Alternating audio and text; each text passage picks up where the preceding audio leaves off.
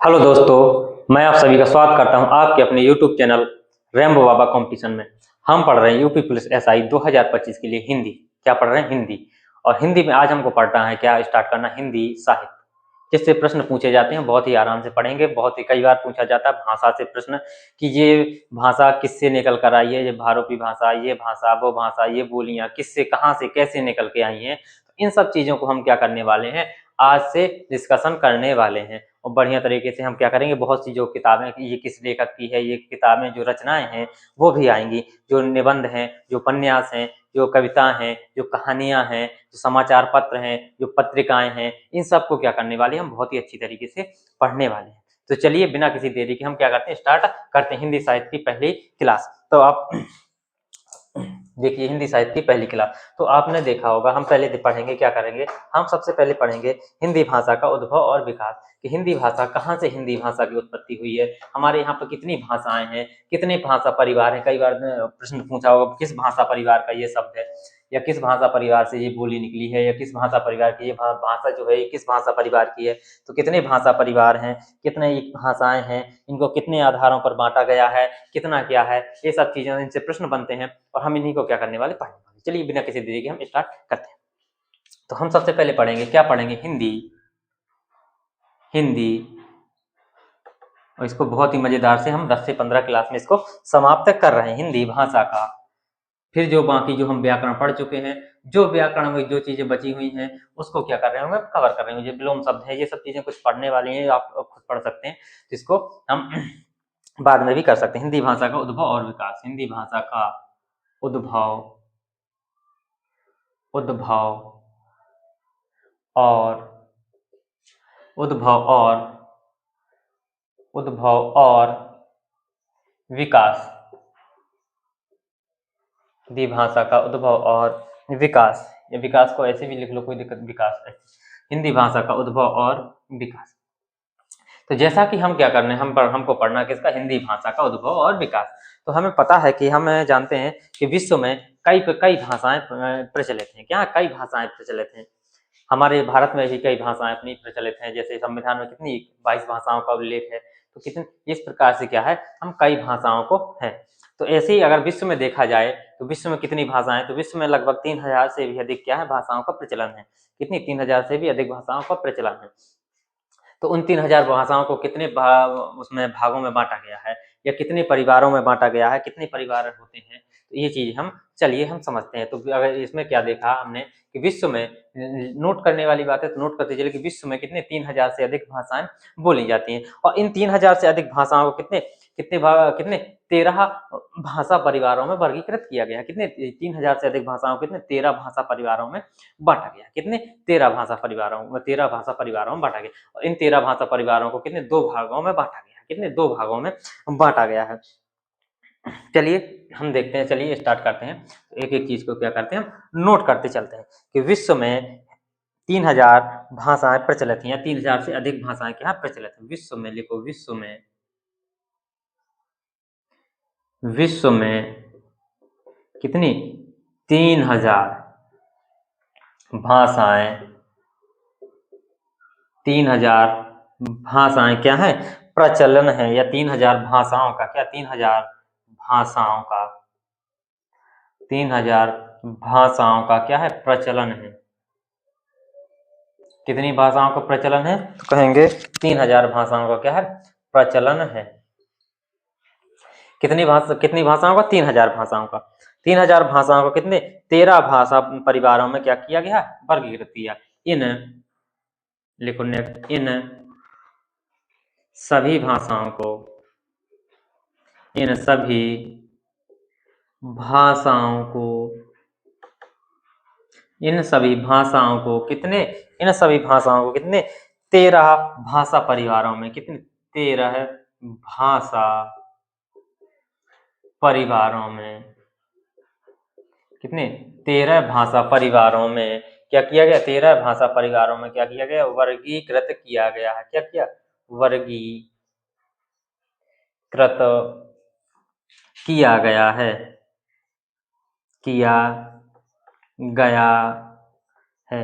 कितनी भाषा, कितने भाषा परिवारों में तो कितने 13 भाषा परिवारों में क्या किया गया है, वर्गीकृत किया गया। कैसे, उदाहरण देखो कि जैसे जैसे कैसे जो 13 भाषा परिवार है, तो ये कैसे कुछ लिखते हैं हम। जैसे एक भाषा परिवार क्या हो, द्रविड़ भाषा परिवार हो, क्या हो गया, द्रविड़, सुना होगा, द्रविड़ भाषा परिवार हो गया।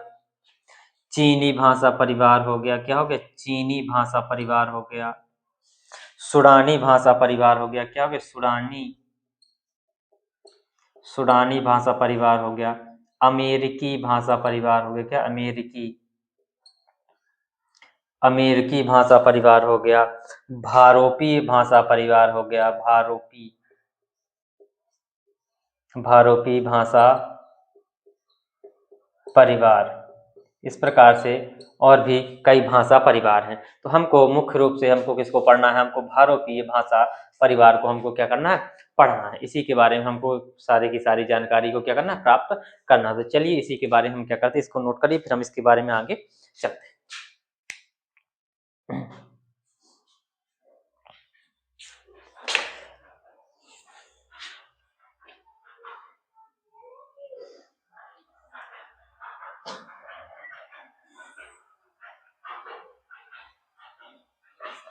चलो इसको आगे चलते हैं। तो जो हमारा भारोपी भाषा परिवार है, ये क्या, भारत और यूरोप, भारोपी मतलब भारत प्लस यूरोप, भारत और यूरोप में क्या है, प्रचलित है। इसका मतलब क्या, हिंदी जो है वो हमारी क्या, भारत और यूरोप में क्या है, प्रचलित है। ठीक है, तो जो भारत और जो हिंदी है वो उसकी कितनी, जो भारोपी की भाषा की कितनी 10 शाखाएं हैं, कितनी 10 शाखाएं हैं। उन 10 शाखाओं को कितने 2 भागों में बांटा गया है। तो चलिए लिखिए, भारोपीय भाषा परिवार, भारोपीय भाषा परिवार, भारोपीय भाषा परिवार। तो भारोपीय भाषा परिवार मतलब Bharat plus Europe, Bharat plus Europe. इसका मतलब क्या, भारत प्लस यूरोप। तो भारत प्लस यूरोप में कि ये कितनी है, इसमें कितनी इसमें है, तो इसमें कहा जाए कितनी 10 भाषाएं, कितनी 10 शाखाएं। इसकी कितनी है, 10 शाखाएं हैं। जो हिंदी है, या भारोपी की लिखो, भारोपीय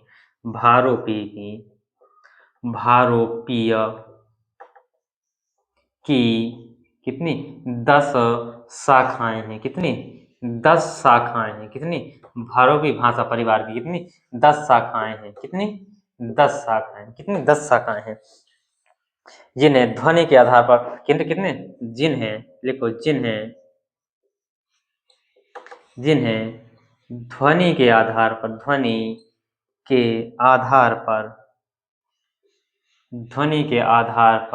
कितने 2 वर्गों में बांटा गया है, कितने 2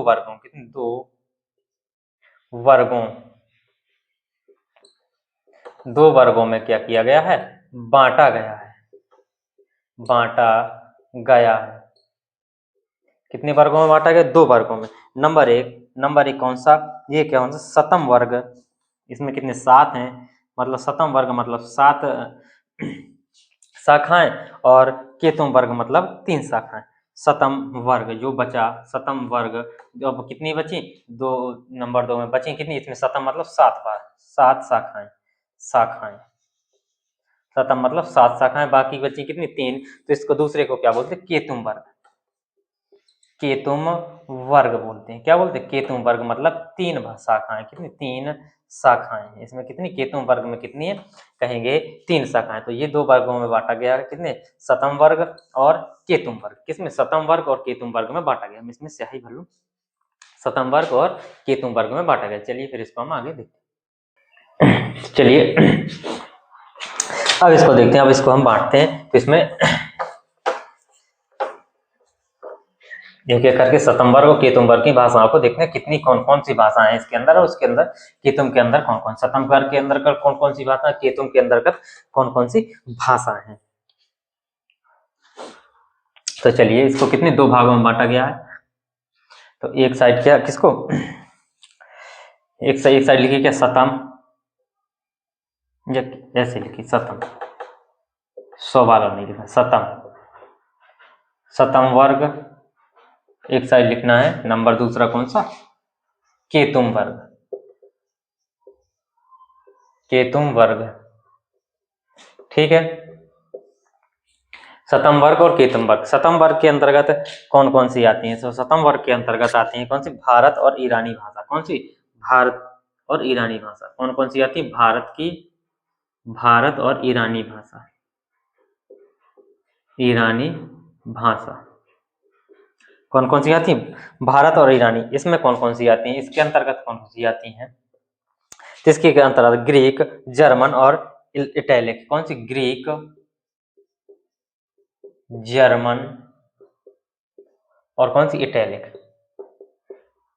इसके अंदर कितनी? यही तीन आती हैं। अब जो भारत के अंदर, भारत और जो ईरानी है, तो अब इसकी जो जननी है वो कहाँ से हुई है? वो कहाँ से? संस्कृत से आई है। क्या? संस्कृत। तो इसकी जो जननी है, तो इसकी उत्पत्ति कहाँ से हुई है? ये इसी से क्या है? शतम वर्ग में, इसी में क्या? हमारी संस्कृत। भारत और ईरानी भाषा में क्या आई है? हमारी संस्कृत आई। संस्कृत से क्या हुआ है? संस्कृत से कितने? दो भाषाएं आई हैं। कितनी? संस्कृत से फिर कितने भागों में बांटा गया? संस्कृत से फिर ये बटी हैं कितनी? देखिए कितने उसमें बांटा गया। संस्कृत के बाद क्या क्या बनी है? संस्कृत से क्या कौन कौन सी बनी है? तो संस्कृत से बनी है कौन सी? भारतीय आर्य भाषा बनी है। कौन सी? संस्कृत से भारतीय, भारतीय कौन सी? आर्य भाषा। तीन बनी है। भारतीय आर्य भाषा, कौन सी? भारतीय आर्य भाषा बनी है। किससे? संस्कृत से आई है। कौन सी? भारतीय आर्य भाषा आई है। और कौन सी आई है? एक आई है दरद। कौन सी आई है? दरद आई है, दरद आई है। और तीसरी कौन सी आई है? वो आई है कौन सी? ईरानी। कौन सी? ईरानी,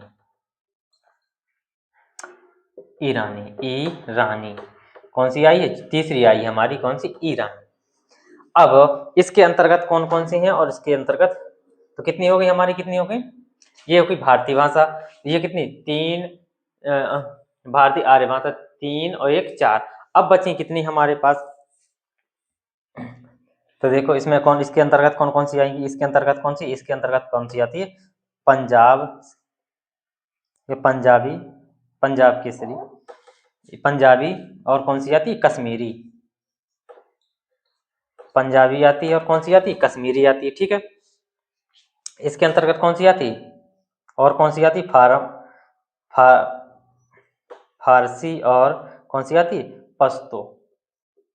कौन सी आती? फारसी और पश्तो आती। तो ये कितनी? तीन ये हो गई, तीन ये हो गई 6, एक ये हो गई 7 और तीन ये हो गई 10। तो ये तीन तो तीन फिक्स है। और इस साइड की कौन कौन सी हो गई? भारतीय आर्य भाषा, दरद, पंजाबी, कश्मीरी, ईरानी, फारसी, पश्तो। ठीक है। ये इसके अंदर आते हैं। शतम वर्ग के अंतर्गत भारतीय आर्य भाषा, दरद, पंजाबी, कश्मीरी, ईरानी, फारसी और पाश्तो भाषा आती है। कौन सी आती? पाश्तो भाषा। अब हम देखते हैं आर्य भाषा को क्या करते हैं। अब आर्य भाषा को हम बांटते हैं। चलिए, क्योंकि ये ज्यादा हमको पढ़नी नहीं है, तो अब हमको पढ़ना आर्य भाषा, भारतीय आर्य भाषा।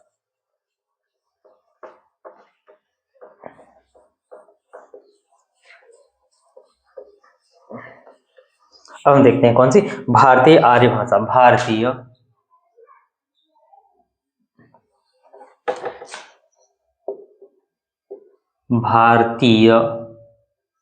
कौन सी? आर्य भाषा, आर्य भाषा,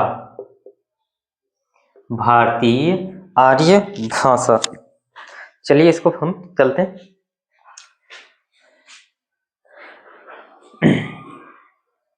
तो भारतीय आर्य भाषा, तो भारतीय आर्य भाषा को कितने समय टाइम पीरियड में बांटा गया? तो कितने किस किस टाइम पीरियड में ये है? चलिए इसको देखते हैं किस किस टाइम पीरियड में है। इसके क्या इसको तीन टाइम पीरियड में बांटा गया। कितने? तीन टाइम पीरियड में बांटा गया। नंबर एक में कैसा क्या बांटा गया है कि प्राचीन आर्य भाषा। किस रूप में? प्राचीन आर्य भाषा, प्राचीन आर्य भाषा। प्राचीन आर्य भाषा किसमें? प्राचीन आर्य भाषा जिसका समय क्या था? जिसका समय क्या था? ये जिसका समय था कितना? 2000 ईसा पूर्व से कहां तक? ये था 500 ईसा पूर्व तक। कहां तक? 500 ईसा पूर्व तक। कहां तक? 500 ईसा पूर्व तक रहा। ठीक है। 2000 ईसा पूर्व से कहां तक? 500 ईसा पूर्व तक रहा, जिसमें जो आर्य भाषा, प्राचीन आर्य भाषा थी, इसको भी क्या किया गया, इसमें क्या थी, एक भाषा क्या थी, वैदिक संस्कृत थी, और कैसी, एक लौकिक संस्कृत थी। एक कैसी थी, एक वैदिक संस्कृत थी, एक लौकिक संस्कृत थी। तो इसमें जो वैदिक संस्कृत, एक क्या थी वैदिक, एक क्या थी वैदिक संस्कृत, एक क्या थी लौकिक संस्कृत, लौकिक, एक क्या थी लौकिक संस्कृत, एक थी क्या थी वैदिक संस्कृत, एक थी हमारी क्या लौकिक संस्कृत। तो वैदिक संस्कृत का जो टाइम था वो क्या था, 2000 ईसा पूर्व से कहाँ तक, 800 ईसा पूर्व तक था क्या, 2000 से 800 तक। और ये लौकिक तक का क्या था, 800 ईसा पूर्व से कहाँ तक, 500 ईसा पूर्व तक। कहाँ तक, 800 ईसा पूर्व से 500 ईसा पूर्व तक का किसका था, लौकिक संस्कृत का टाइम पीरियड था। ठीक है, फिर दूसरी आती है क्या, मध्यकालीन आर्य भाषा। कौन सी आती,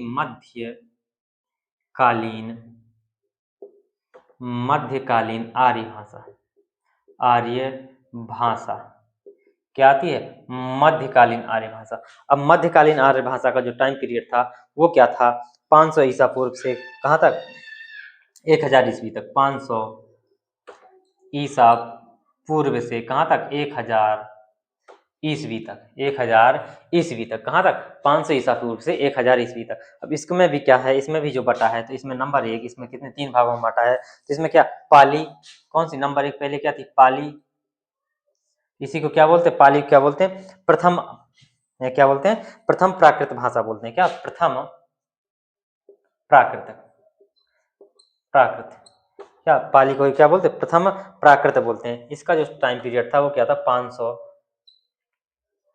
ईसा पूर्व से कितना, 1 ईस्वी तक। कितना, 1 ईस्वी तक। कितना था, 500 ईसा पूर्व से कहाँ तक, 1 ईस्वी तक। दूसरी क्या थी, दूसरी क्या बोलते, दूसरी क्या थी, प्राकृत, प्राकृत, प्राकृत। दूसरी क्या थी, प्राकृत, दूसरी प्राकृत थी। तो इसका क्या था, 1 ईस्वी से, 1 ईस्वी से ये कहाँ तक थी, ये 500 ईस्वी तक। कहाँ तक, 500 ईस्वी तक थी। ठीक है, तीसरी क्या थी, तीसरी जो थी, तीसरी थी अपभ्रंश। कौन सी थी, अपभ्रंश, अपभ्रंश। क्या, तीसरी अपभ्रंश थी, जो 500 से कहाँ तक, 500 ईस्वी से, 500 ईस्वी से कहाँ से, 500 ईस्वी से कहाँ तक, 1000 ईस्वी तक। अब तीसरी आती है, तीसरी क्या आएगी, तीसरी हमारी आएगी कौन सी, आधुनिक आर्य भाषा। कौन सी आएगी, तीसरी आती है हमारी कौन सी, आधुनिक, आधुनिक आर्य भाषा, आर्य भाषा, आर्य भाषा, जिसका जो टाइम पीरियड है वो कहाँ से, 1000 ईस्वी से आज तक, आज तक। इस तरीके से हमको क्या करना, पढ़ना। इसको देख सकते हैं, इसको नोट कर सकते हैं, फिर हम आगे चलते हैं। फिर हमको क्या, आपको पढ़ना, अपभ्रंश को पढ़ना है। क्या, अपभ्रंश को हमको पढ़ना है।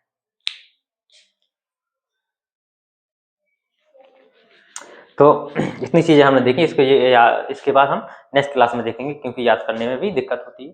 तो चलिए, थैंक यू दोस्तों, मिलते हैं नेक्स्ट क्लास में कल, इससे आगे पढ़ेंगे। थैंक यू दोस्तों।